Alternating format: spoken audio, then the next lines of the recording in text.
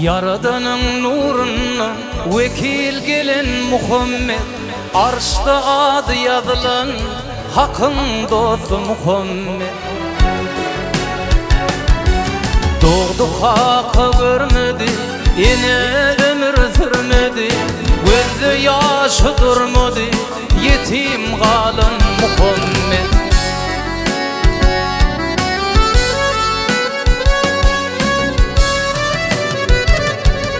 Yaşlıktan yetim kaldım, çöllerde çopan boldum, zikir zinalar kıldım, amma deyip Muhammed. Zikir zinalar kıldım, amma deyip Muhammed.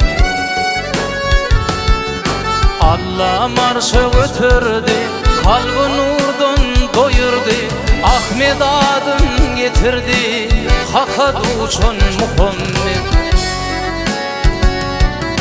Hakaydan parıl bolli, Resul sünnet bolli, boynunu vacip alli, cennet dilen Muhammed.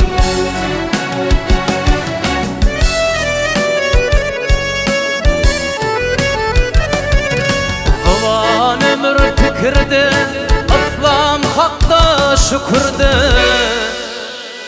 Yaradana şükürde, Allah'ın dostu Muhammed.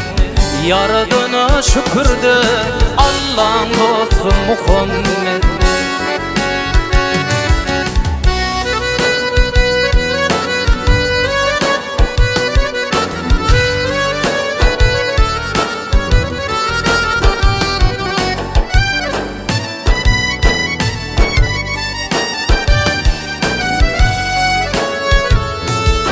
Umur pellin qaytdi, Bilal azan aytdi, Ali Zülfikar tuttu, dört şariyarlı Muhammed.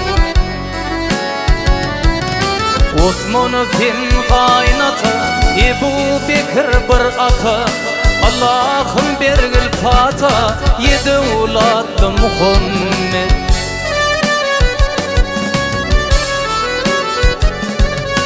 Şimdi pelvan ağası, Medine'de dayısı, Mekke Kabe'm eyyesi, Beytullah'lı Muhammed. Mekke Kabe'm eyyesi, Beytullah'lı Muhammed.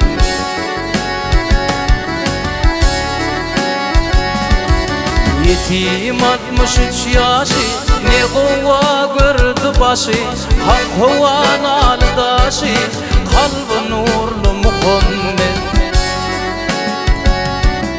Halim vardı yurduna, köp ağladım derdine, uçmak dilep merdine, dilep alan Muhammed. Cennet isli Muhammed, dilep alan Muhammed.